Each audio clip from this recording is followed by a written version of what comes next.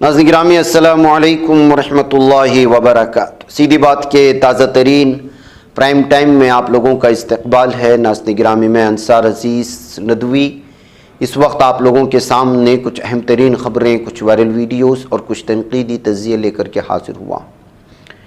तफसीलात में जाने से पहले आप लोगों से जो दरख्वास्त होती है उस पर तवज्जो करने की अपील करूँगा।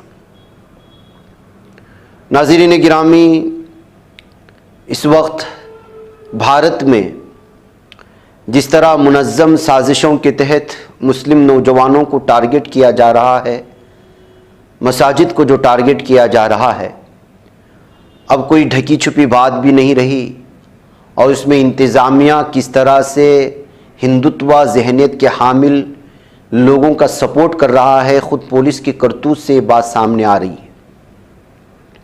संबल जामे मस्जिद सर्वे की मुखालिफत कर रहे एहतिजाजियों पर पुलिस ने जो फायरिंग की, जिसमें 3 नौजवान जो शहीद हुए, बड़े पैमाने पर जो गिरफ्तारियों का खदशा जाहिर किया जा रहा है, मकामी लोगों में जो दहशत इस वक्त है, तशद्दुद में मुलव्वस अफराद के ख़िलाफ़ NSA के तहत कार्रवाई करने का पुलिस का जो ऐलान सामने आया है, उससे आप साफ और वाज़ेह तौर पर अंदाज़ा लगा सकते हैं कि क्या सूरत हाल बनाई जाने वाली है संबल में, उसके आसपास के इलाकों में, और मकामी मुसलमानों को किस कदर दहशत ज़दा करने की कोशिशें हो रही हैं।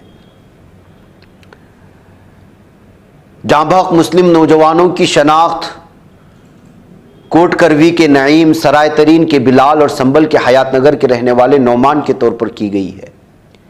तीनों मुस्लिम नौजवानों की लाशों को पोस्टमार्टम के बाद ख़ानदानों के हवाले किया गया और किया जाएगा, और देर गए लाशों को हवाले करने और तदफीन का इम्कान भी बताया गया था कल।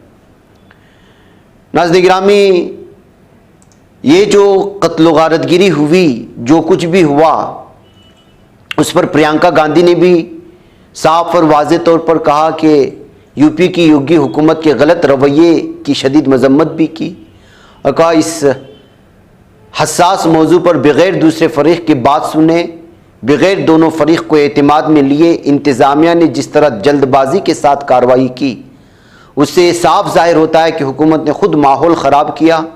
इंतज़ामिया ने मुनासिब अमल और ज़िम्मेदारियों पर भी अमल करना ज़रूरी नहीं समझा। फिर उसके बाद राहुल गांधी ने भी इस पर गुफ्तगू की और सोशल मीडिया साइट एक्स पर यानी ट्विटर पर संबल वाक़े पर एक पोस्ट शेयर किया। उन्होंने लिखा कि उत्तर प्रदेश के संबल में हालिया तनाज़े पर रियासती हुकूमत का जानिबदारी और जल्दबाजी भरा रवैया अफसोसनाक है। तशद्दुद और फायरिंग में जिन्होंने अपनों को खोया, उनके तय मेरी गहरी ताज़ियत है। इंतज़ामिया के ज़रिए बग़ैर सभी फ़रीक़ों को सुने और बेहिसी से की गई कार्रवाई ने माहौल और ख़राब कर दिया और कई लोगों की मौत की वजह बनी, जिसके लिए सीधे तौर पर BJP हुकूमत ज़िम्मेदार है। भीम आर्मी के चीफ भी वो सामने आ गए, नगीना के रुकने पार्लियामेंट चंद्रशेखर आज़ाद। उन्होंने यूपी हुकूमत पर सवाल उठाए। उन्होंने ऐलान किया कि वो मरने वालों के अहले खाना से मुलाकात करेंगे। चंद्रशेखर आज़ाद ने एक्स पर लिखा और उसके बाद उन्होंने खुद मीडिया से गुफ्तगू करते हुए क्या कहा, वो आप यहाँ पर सुन सकते हैं।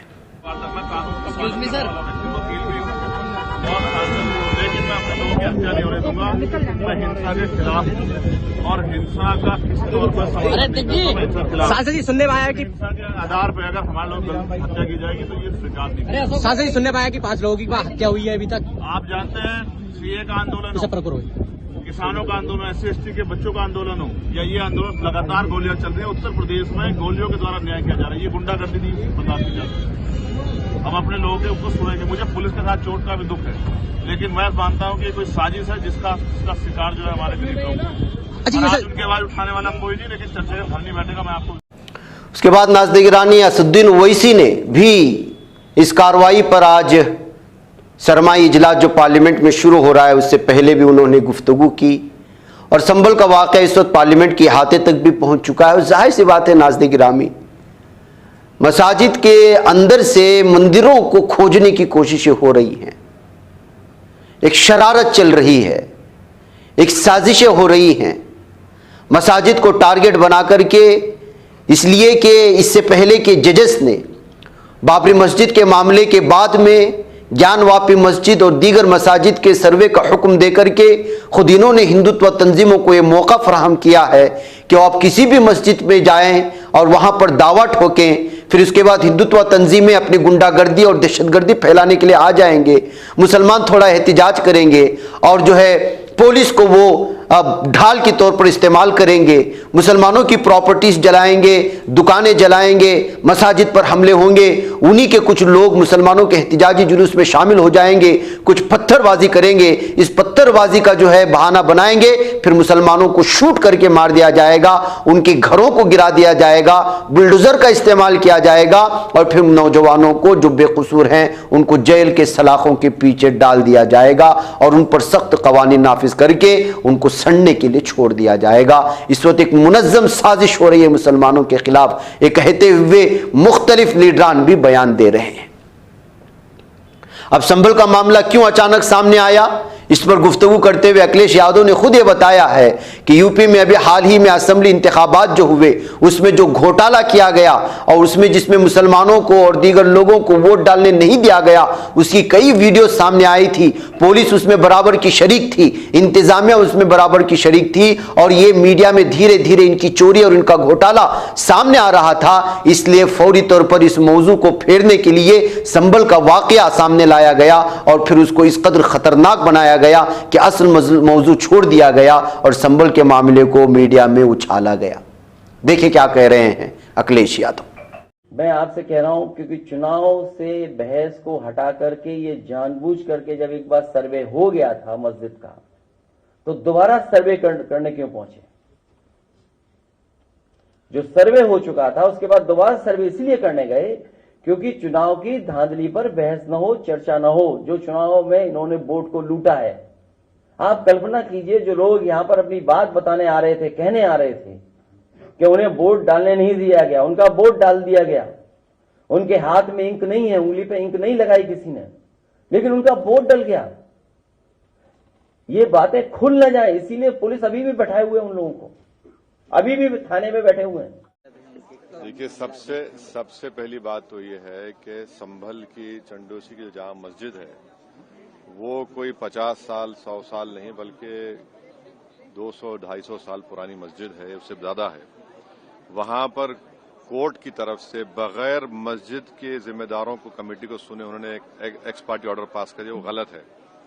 दूसरा ये है कि एक बार तो आपने गलत ऑर्डर दिया, सर्वे हो गया, दूसरा सर्वे जब किया आपने किसी को इत्तला नहीं दी।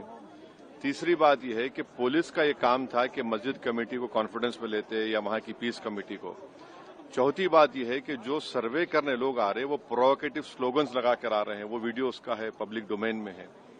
और उसके बाद जो वहां पर वायलेंस हुआ जिसमें 3 मुसलमानों को गोली लगी, उनकी मौत हुई, हम इसका कंडेम करते हैं। ये फायरिंग नहीं बल्कि मर्डर है।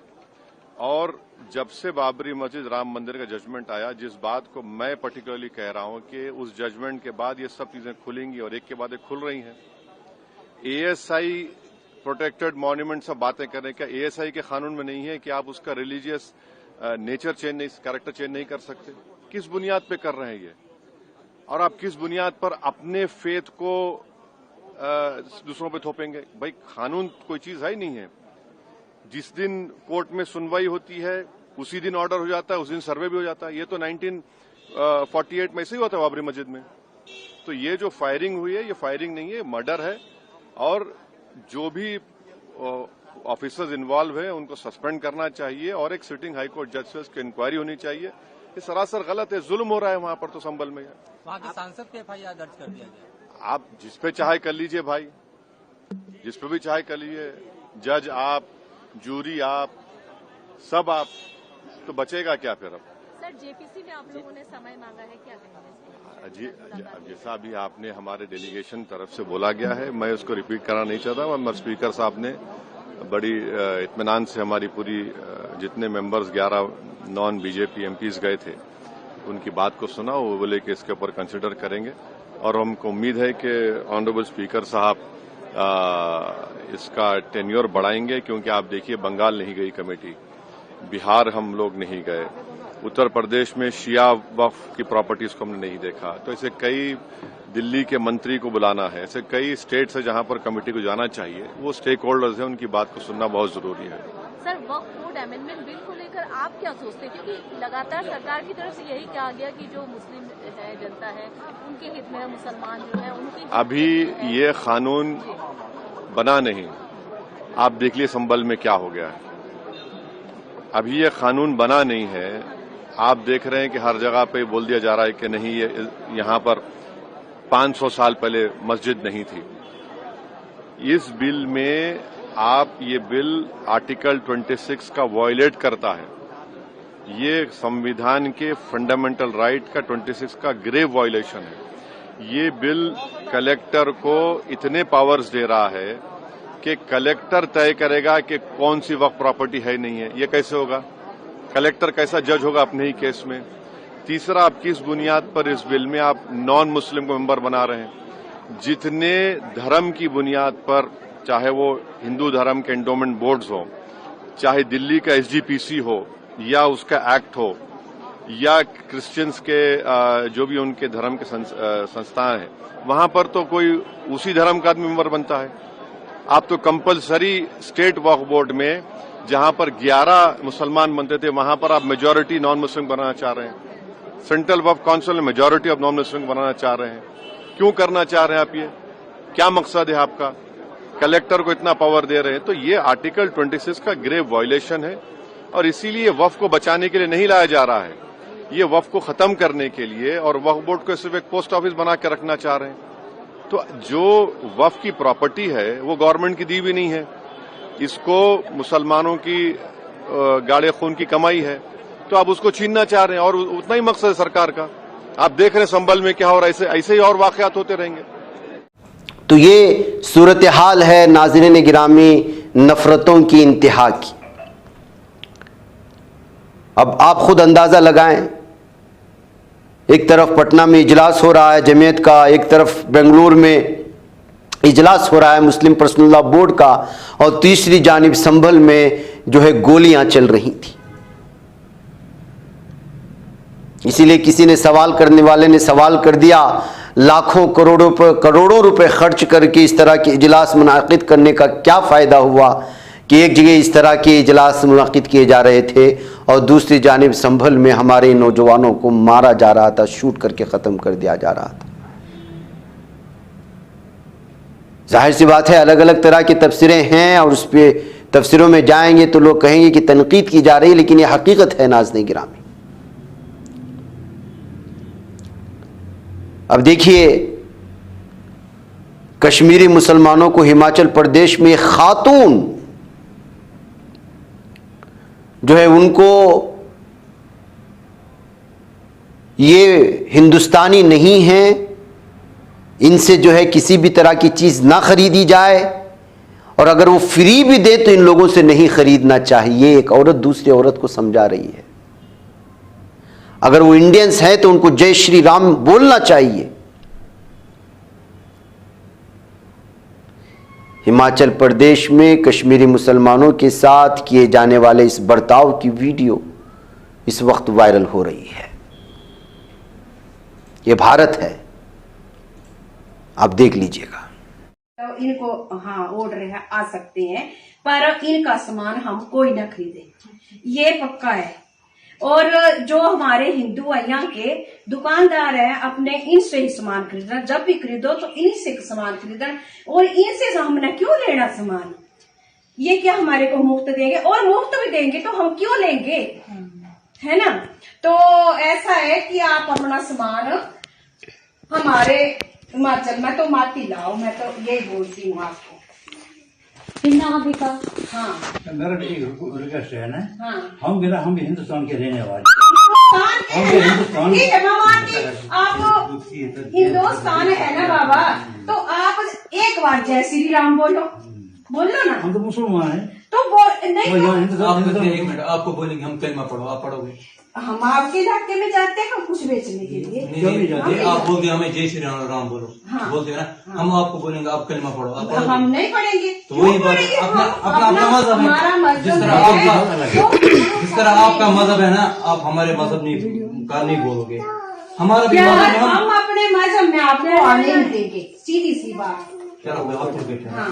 क्या लेना है? आप हमारे इलाके में नहीं आ सकते। मैं पंचायत की अधिकारी हूँ, मैं भी पंचायत में हूँ, मेंबर है, तो मैं अपनी तरफ से आने नहीं दूंगी आपको। ठीक बात है, नहीं आने दूंगी, लेकिन ये आपको नहीं बोलना चाहिए कि आप जय श्री राम बोलो। बोलो, सुनो मेरी बात। आप बोलते कि हम हिंदुस्तान के हैं, है ना हिंदुस्तान के, तो हम किस देश के हैं ये मुझे अगर अपने हिंदुस्तान में नहीं जाएगी फिर कहाँ जाएंगे? अगर हम हिंदुस्तानी नहीं है तो फिर कहाँ जाएंगे? हम यहाँ फिर वो मुसलमानों को नहीं आने देंगे। वो फिर अलग बात ये है। हमारा संगठन है और ये हमारी एकता है। सुनो मेरी बात, आप बोल रहे हिंदुस्तान में मत आओ, फिर हम कहाँ के हैं? आप अपने कश्मीर में रहो। हाँ, कश्मीर किसका है? वो भी हिंदुस्तान का ही है ना? है, होगा, बोल मैं नहीं मानती, होगा ना वो, पर आपको वहाँ ही रहना पड़ेगा। वो फिर अलग बात है, हम कहाँ रहेंगे? आप बोलते हिंदुस्तान में मत आ जाओ, फिर कहाँ जाएंगे हम? आप हमारे हिमाचल में नहीं आ सकते। अच्छा ये बोला आप हिमाचल में नहीं आओगे? नहीं आओगे, ये मत बोलो हिंदुस्तान में हमारा मत आओ। हिमाचल है ना, वो है कट्टर हिंदुओं का। अब हमारे हिंदू जो है ना, वो एक हो गए हैं, सबका संगठन बन चुका है। आपकी सही है, आप हिंदू ये बोलो हिंदुस्तान में मत आ जाओ। नहीं, हिंदुस्तान का हमारे तरफ से यहाँ आने की आपको इजाजत नहीं। हिमाचल में मत आ जाओ, ये बोलो। हमारे हिमाचल में आपने बिल्कुल नहीं आना। ये बोला आप बोलते हिंदुस्तान में मत आ जाओ। हिंदुस्तान जहाँ आपके घर होंगे वहाँ रहो आप, पर यहाँ नहीं आना आपने। चलो कोई बात नहीं, ठीक है ना। नाज़रीन, हालिया लखनऊ में, उत्तर प्रदेश में हो या फिर जो है महाराष्ट्र में किस तरह वोट घोटाला हुआ है उसकी ताज़ा मिसाल एक करिए से आने वाली ये वीडियो है। महाराष्ट्र के करिए में यहाँ के लोगों ने दावा किया कि यहाँ की 70% पब्लिक ने कांग्रेस को वोट दिया था और ईवीएम सिर्फ 0% शो कर रहा है।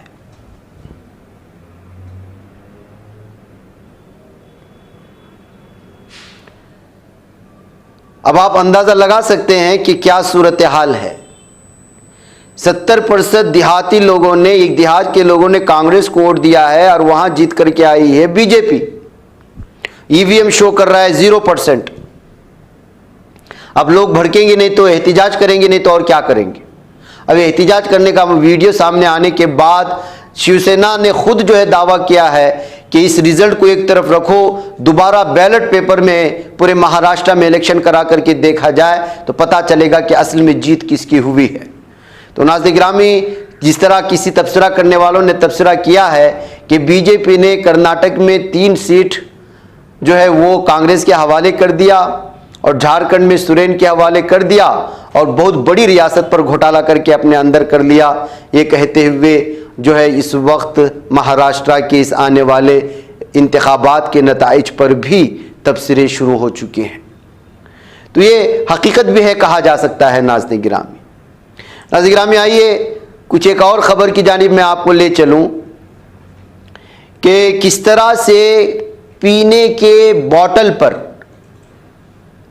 रेल में, ट्रेन में 5 रुपया ज़्यादा ले लिया था और ये शख्स ने जो है वो ओवर चार्जिंग करने की वजह से एक पैसेंजर ने 139 को कॉल करके इस सिलसिले में कंप्लेंट किया था। अब रेलवेज को ऑर्डर दिया गया है कि वो रिफंड करे और कैटरर को जो है बताया गया कि उस पर 1 लाख रुपए का जुर्माना अदा किया गया है। जी हाँ नाज़रीन गिरामी, रेल नीर नामी आप जानते हैं, जब आप सफ़र करते हैं तो वहाँ पर जो है उसकी कीमत 15 रुपया है और जो वहाँ पर कैटरिंग वाले ने जो है उसको 20 रुपये में बेचा। एक पैसेंजर ने उस पर जो है ऑब्जेक्शन किया। तो इस तरह नाज़रीन गिरामी, जब ये खबरें आती हैं तो कुछ हिम्मत बन जाती है कि कानून का पालन ना करने वालों के खिलाफ आप जो है कार्रवाई करने का इरादा कर लेते हैं तो उनको सज़ा भी मिलती है। वह कहीं पे वीडियो वायरल हुई थी जिसमें पानी वाला कैटर 20 रुपये लेकर के ये ले रहा था और पैसेंजर ने इसकी शिकायत दर्ज करा दिया। उसके बाद जो इस पर जो इसमें कैटरर था उस पर 1 लाख रुपए का जुर्माना भी लगाया गया और उस शख्स को उसका रिफंड करने की भी हिदायत जारी की गई है। ऐसी भी हालत होती है। नाज़रीन गिरामी, जमीयत उलमा ने पटना में इनका एक बड़ा इजलास कल मुनक़िद हुआ था, उसकी कुछ तफसीलात भी हम लोग आज जान लेने की कोशिश करते हैं, इसलिए कि कल दीगर कुछ खबरें होने की वजह से खबर आप लोगों के सामने नहीं ला पाए। बिहार की राजधानी पटना में मुनक़िदा तहफ़्फ़ुज़ आइन हिंद और कौमी यकजहती कॉन्फ्रेंस में जमीयत उलमा हिंद के सदर मौलाना अरशद मदनी ने वक्फ तरमीमी बिल के खिलाफ शदीद मौक़िफ़ अपनाया। जमीयत की तरफ से जारी करदा प्रेस बयान में के मुताबिक मौलाना अरशद मदनी ने आंध्र प्रदेश और बिहार की हुकूमतों को खबरदार करते हुए कहा है कि अगर इन हुकूमतों ने इस बिल की हिमायत की तो ये मुसलमानों की पीठ में खंजर घोंपने के मुतरादिफ होगा। मौलाना मदनी ने अपने खिताब में कहा कि वक्फ इस्लाम का एक अहम जुज़ है, उसका तहफ़्फ़ुज़ मुसलमानों का मजहबी फ़रीज़ा है। ये भी कहा कि वक्फ का तस्वुर कुरान और सुन्नत से माकूस है, जिसमें क़यामत तक कोई तरमीम नहीं हो सकती। मौलाना मदनी ने वज़ीर आज़म के हालिया बयान पर तनक़ीद करते हुए कहा कि आइन की दफ़ा 25 और 26 अक़लियतों को मजहबी आज़ादी फराहम करती है और वक्फ भी इन्हीं हुकूक़ का एक हिस्सा है। नाज़रीन गिरामी, उधर मशरिक़ वस्ता की एक खबर की जानिब अगर नज़र कर लें तो हिज़्बुल्लाह का सख्त जवाबी हमला होने की वजह से 250 राकेट जो है इसराइल को दाग कर दहला दिए जाने और इसमें कई अफराद के ज़ख्मी होने की खबरें आ रही हैं, कई इसराइलियों की ज़ख्मी होने की खबरें आ रही हैं। पिछले कई महीनों में हिज़्बुल्लाह के ज़रिए किया गया सबसे शदीद हमला बताया जा रहा है। इसराइल और लबनान की जंगजू तंजीम हिज़्बुल्लाह के दरमियान हमला और जवाबी हमला का दौर लगातार जारी है, क्योंकि कुछ राकेट इसराइल के वस्त में वाक़े तिल अबीब इलाके तक पहुँच गए तो वहाँ पर जो है Megan David Adom rescue service ने कहा है, जो इसराइल की सर्विस है, कि उसने हिज़्बुल्लाह की तरफ से इसराइल पर दागे गए हमलों में ज़ख्मी हुए लोगों का इलाज भी किया है और ये लगातार जो है राकेट दागे जाने की वजह से तिल अबीब में अफरा तफरी का माहौल है और लोग जो है शहर छोड़ करके जाने पर मजबूर हो चुके हैं। तवील मार करने वाले मुतादिद मिसाइल दागने की वजह से जो है तहरीक हमास के अस्करी विंग अल-क़स्साम ब्रिगेड्स के तर्जुमान अबू उबैदा ने भी जो है टेलीग्राम के ज़रिए एक बयान जारी किया है और इसराइली बमबारी का निशाना बनने वाले गज़ा के शिमाली इलाकों में एक इरग़माली खातून की हलाकत की तस्दीक की है। शिमाली गज़ा की पट्टी में हलाक इस इसराइली खातून पर इरग़माली के साथ मौजूद एक और कैदी की ज़िंदगी की भी अभी ख़तरा लाहिक है। यानी जिस तरह से जो है इस वक्त जालिम दशा इसराइल इस वक्त हमला कर रहा है, उस हमले की वजह से ख़ुद जो है इसराइल के जो यरगमाल इस वक्त गज़ा की पट्टी में हैं वो भी जो है जहन्नम वासिल हो रहे हैं। इसी तरह की खबरें मुतअद्दिद तौर पर सामने आ रही हैं। बहरकैफ नाज़रीन गिरामी, और भी कुछ मशरिक़ वस्ता की और मुत्तहिदा अरब इमारात से आई हुई खबरें हैं जो आपको दूसरे जो है प्राइम टाइम में पेश की जाएंगी। मुझे यहाँ पर इजाज़त दें। अस्सलामु अलैकुम रहमतुल्लाहि व बरकातहू। ये बच पाता है कोई सहाफ़ी की निगाहों से, मिलाता है ये लोगों को मोहब्बत की पनाहों से। करम और दर्द मंदी का है एक संसार सीधी बात, अज़ीमत जुर्अतो हिम्मत का है इज़हार सीधी बात, अज़ीमत जुर्अतो हिम्मत का है इज़हार सीधी बात। ये चैनल हक निगर बनकर कुचल देता है फितनों को,